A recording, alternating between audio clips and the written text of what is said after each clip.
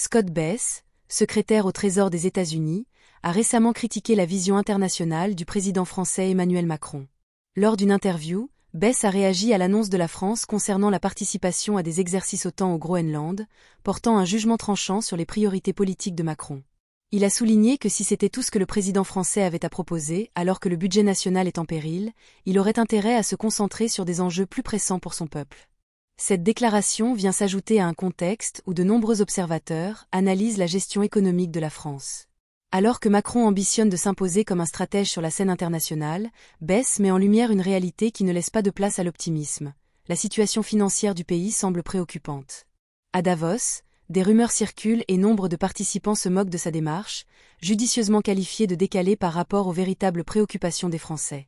Les critiques s'accumulent à l'égard d'un gouvernement jugé plus enclin à se projeter sur le plan international qu'à résoudre les problèmes internes.